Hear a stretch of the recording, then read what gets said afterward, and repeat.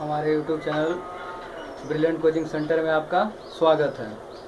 तो देखिए, अभी तक हम लोगों ने फिजिक्स और मैथ पढ़ लिया है। आज पढ़ेंगे केमिस्ट्री में।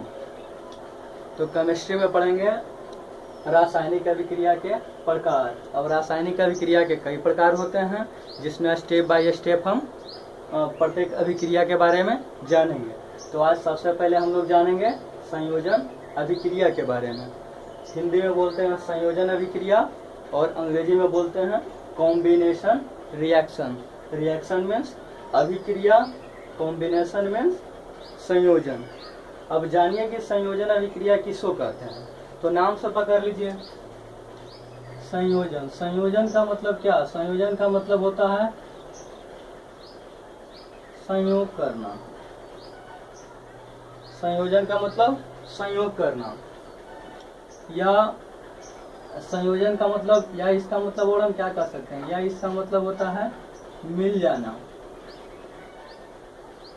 मिल जाना, या इसका मतलब हम कह सकते हैं मिल जाना, या क्या कह सकते हैं संयोग करना। तो देखिए, अगर हम संयोग करना भी कहें या कहें कि मिल जाना, या हम कहें संयोग करना, तो जब भी संयोग कब होगा? जब भी आदमी कब मिलता है। मिलने का मतलब क्या? कम से कम दो वस्तु होना चाहिए, कम से कम दो चीज होना चाहिए। अब यहाँ हम केमिस्ट्री में पढ़ रहे हैं संयोजन अभिक्रिया। संयोजन का मतलब क्या? संयोग करना। संयोग का मतलब मिल जाना।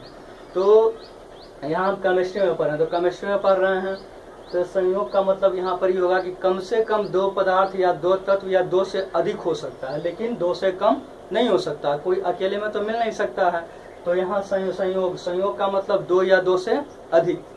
संयोग का मतलब हम ये भी कर सकते हैं कि देखिए, अगर हम कह दे संयोग,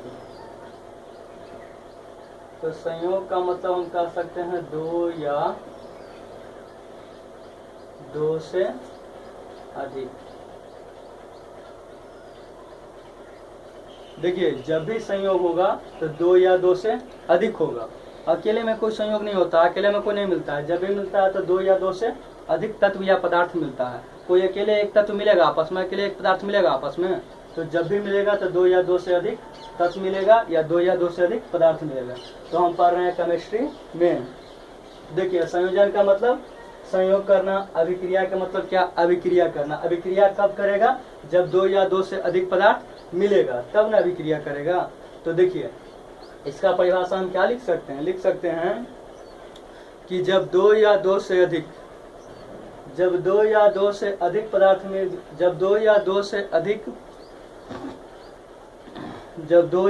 अधिक पदार्थ मिलकर एक नए पदार्थ का निर्माण करते हैं। जब दो या दो से अधिक पदार्थ मिलकर एक नए पदार्थ का निर्माण करते हैं, तब उसे क्या कहते हैं? संयोजन अभिक्रिया कहते हैं। जैसे देख लीजिए, मान लीजिए एक हम ले लेते हैं हाइड्रोजन को, एक ले लेते हैं ऑक्सीजन को। देखिए, ये दो अलग अलग इसको हम तत्व कह सकते हैं, या दो अलग अलग हम पदार्थ कह सकते हैं। तो जब दो या दो से अधिक पदार्थ मिलकर एक नए पदार्थ का निर्माण करते हैं, ये दोनों मिलकर किसका निर्माण करेगा? H2 + O2 मिलकर किसका निर्माण करता है? H2O का निर्माण करता है। तो ये एक नए पदार्थ का निर्माण कर दिया। इसी को हम क्या कर देंगे? ये आपको हो गया संयोजन। संयोजन अभिक्रिया। संयोजन अभिक्रिया हो गया। यहाँ देखिए, एक पदार्थ ही है, एक पदार्थ ही है, तो दो पदार्थ हो गया। दो पदार्थ मिलकर क्या किया? एक नए पदार्थ का निर्माण कर दिया। तो ये जो निर्माण कर दिया, इसी निर्माण को हम क्या कर दिए? संयोजन अभिक्रिया कर दिए। अब अगर इसका हम डेफिनेशन लिखना चाहें तो इसे हम लिख सकते हैं।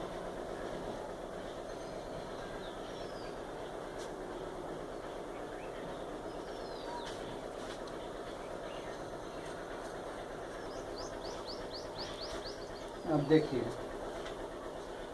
अब इसका परिभाषा देख लीजिए। पहले इसके बारे में हम आपको बता दिए, अब इसका परिभाषा देख लीजिए। परिभाषा भी वही कहता है संयोजन अभिक्रिया किसे कहते हैं? तो जब दो या दो से अधिक पदार्थ संयोग कर एक नए पदार्थ का निर्माण करते हैं, तब उसे संयोजन अभिक्रिया कहते हैं। जैसे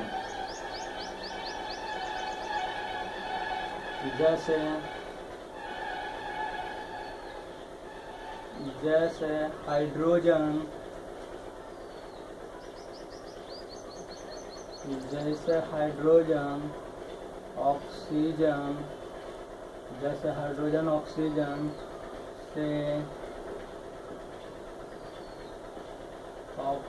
से अभिक्रिया कर जल बनाता है।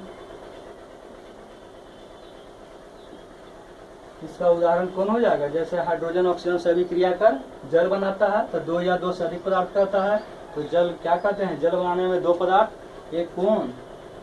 एक हाइड्रोजन प्लस ऑक्सीजन अभिक्रिया करके क्या बना देगा? तो जल बना देगा, जल बना देगा। अब देखिए इस समीकरण को हमको क्या, इस समीकरण जो है इस संतुलित नहीं है, इसको हम क्या करेंगे? संतुलित करेंगे। यहाँ हाइड्रोजन का 2 परमाणु है, यहाँ भी हाइड्रोजन का 2 परमाणु है, यहाँ देखिए यहाँ ऑक्सीजन का 2 परमाणु है और यहाँ ऑक्सीजन का 1 परमाणु है। तो हम क्या करेंगे? यहाँ जो ऑक्सीजन का 2 परमाणु है, यहाँ भी हमको ऑक्सीजन का 2 परमाणु करना होगा। तो करने के लिए यहाँ पर हम क्या करेंगे? तो यहाँ 2 से गुना कर देंगे। तो 2 से गुना कर देंगे तो यहाँ 2 ऑक्सीजन तो हो गया, इसके बराबर हो गया, लेकिन हाइड्रोजन कितना हो गया? 2 और 2 4। यहाँ हाइड्रोजन 2 है, यहाँ क्या कर देंगे? 4 कर देंगे। ये हो गया आपको पहला एग्जाम्पल। नोट कर लीजिए।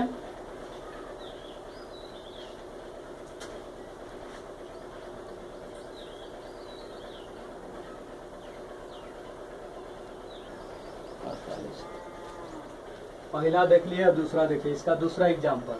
दूसरा क्या है कि कोयला को ऑक्सीजन की उपस्थिति में जलाने पर कार्बन डाइऑक्साइड गैस बनता है। तो किसको जलाते हैं? कोयला मीन्स कार्बन। कार्बन को ऑक्सीजन की उपस्थिति में हम जलाते हैं तो कार्बन डाइऑक्साइड गैस बनता है। तो कार्बन का सिंबल C। ऑक्सीजन का क्या होता है? O2। जब इसको हम जला देते हैं तो जलाने के बाद क्या बन जाता है? देखिए कार्बन, फिर उसके बाद क्या हो गया? ऑक्सीजन। ऑक्सीजन को जब जलाते हैं तो जलाने के बाद क्या बन जाता है? कार्बन डाइऑक्साइड बन जाता है। तो क्या बन जाएगा? CO2 बन जाएगा। तो देखिए एग्जाम में आपको देता है, आपको रिएक्शन दे देगा और पूछेगा कि कौन रिएक्शन है, संयोजन अभिक्रिया है कि आपको क्या कहते हैं वियोजन अभिक्रिया है, या उसी को क्या कहते हैं अपघटन अभिक्रिया है, क्या पहचानने के लिए दे देगा। तो इसका जब भी पहचान हम करेंगे तो इसके परिभाषा से करेंगे। देखेंगे कि जब 2 या 2 से अधिक पदार्थ मिलकर एक नए पदार्थ का निर्माण करता है, तब उसको हम क्या कर देंगे? संयोजन अभिक्रिया कर देंगे। यहाँ भी देखिए, यहाँ भी 2 पदार्थ मिलकर क्या कर रहा है? एक नए पदार्थ का निर्माण कर रहा है। तो इस तरह का जो भी अभिक्रिया होगा उसको हम क्या कर देंगे? संयोजन अभिक्रिया कह देंगे।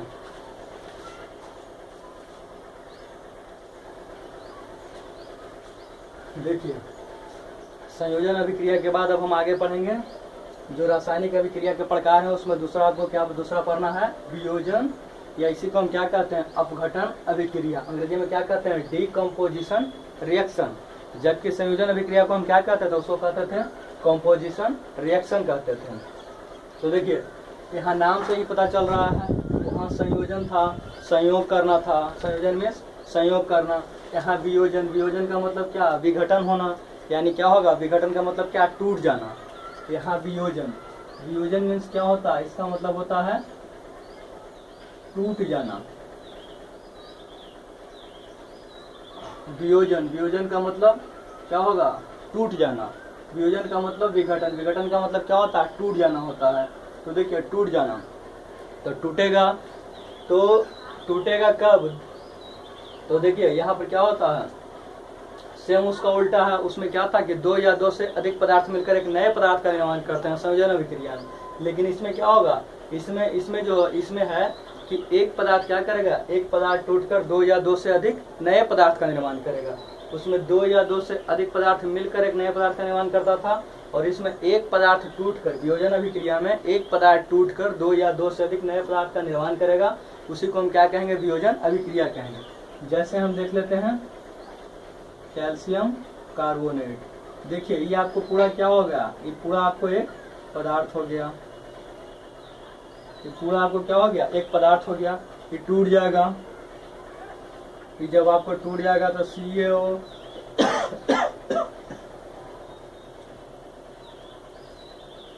प्लस क्या हो जाएगा? CO2 हो जाएगा।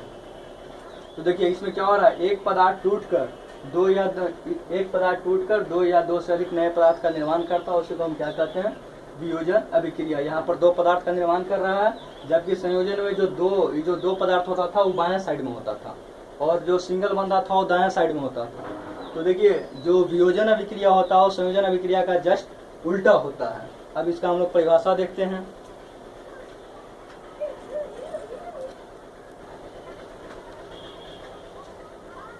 देखिए अब इसका परिभाषा देखिए, वियोजन या अपघटन अभिक्रिया का।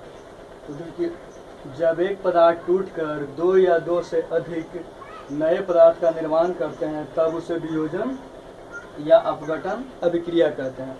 जबकि देखिए जब भी पढ़िए संयोजन अभिक्रिया और वियोजन अभिक्रिया को जब भी अगर आपको इसको ध्यान में रखना हो, याद रखना हो, तो एक दूसरे को हम कोरिलेट करके पढ़ेंगे। कोरिलेट का मतलब जिसे दोनों को हम कंपैरिजन करेंगे। तो कंपैरिजन कैसे करेंगे, तो वहाँ पर क्या था कि जब दो या दो से अधिक पदार्थ मिलकर एक नए पदार्थ का निर्माण करते हैं संयोजन अभिक्रिया में, और इसमें देखिए जस्ट उसका उल्टा है कि जब एक पदार्थ टूटकर दो या दो से अधिक नए पदार्थ का निर्माण करते हैं तब उसे वियोजन या अपघटन अभिक्रिया कहते हैं। इस तरह से अगर आप याद करते हैं तो ये आपको हमेशा के लिए याद हो जाएगा।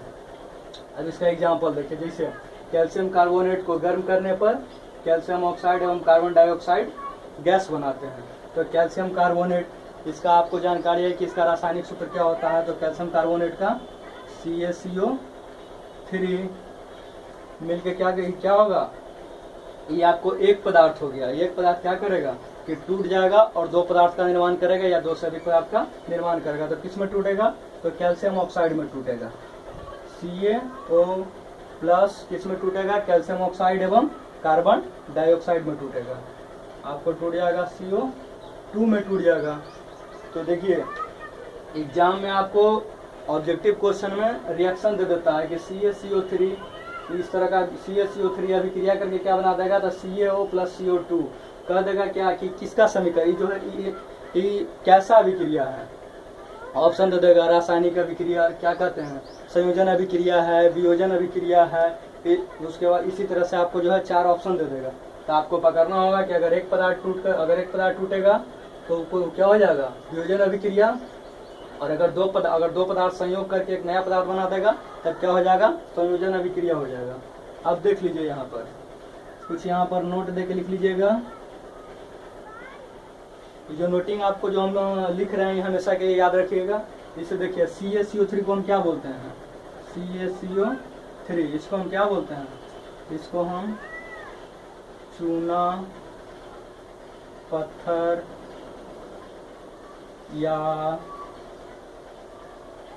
या संगमरमर बोलते हैं। पूछता है कि चूना पत्थर या संगमरमर का रासायनिक नाम क्या है, तो रासायनिक नाम क्या है, CaCO3 है। या फिर देखिए क्या होता है CaO, इसको हम क्या पढ़ते हैं CaO, इसको हम बोलते हैं कैल्शियम ऑक्साइड। इसको हम क्या कहते हैं, इसको हम कहते हैं बिना बुझा हुआ चूना।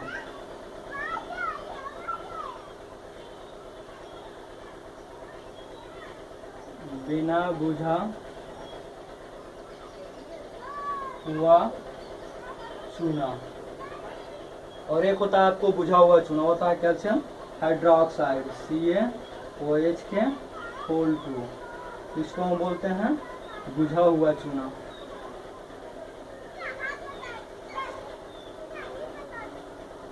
बुझा हुआ चूना।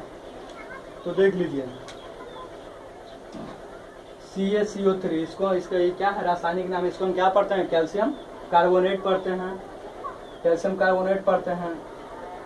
तो एग्जाम में पूछता है क्या कि चूना पत्थर का रासायनिक नाम क्या है, तो चूना पत्थर का रासायनिक नाम क्या हो गया, कैल्शियम कार्बोनेट हो गया।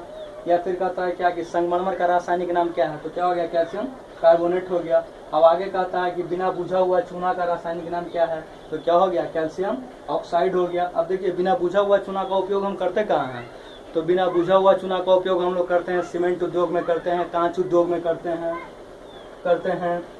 उसके बाद देखिए इसको हम लोग करते हैं क्या, कैल्शियम हाइड्रोक्साइड। या ऐसा पढ़ेगा तो इसको हम क्या पढ़ेंगे, CaOH2। ये क्या होता है, ये आपको होता है बुझा हुआ चूना। तो बुझा हुआ चूना का प्रयोग हम लोग कहाँ करते हैं, तो घर में जो पुचारा करते हैं, जो पुताई करते हैं, तो पुताई करने में हम लोग किसका प्रयोग करते हैं? तो बुझा हुआ चूना का प्रयोग करते हैं। बुझा हुआ चूना का मतलब कैल्शियम हाइड्रोक्साइड का प्रयोग करते हैं। आज का क्लास यहीं तक। अगर समझने में कोई दिक्कत हो तो आप कमेंट करके हमको बताइएगा या फिर व्हाट्सएप पर मैसेज कर दीजिएगा। और फिर आगे भी हम लोग केमिस्ट्री में इसके आगे जो होगा अगला टाइप होगा पढ़ने के लिए पढ़ेंगे। तब तक आप लोग घर पर बैठकर ध्यानपूर्वक इसको पढ़ें और समझें। फिर अगला क्लास अगले दिन, तब तक के लिए धन्यवाद।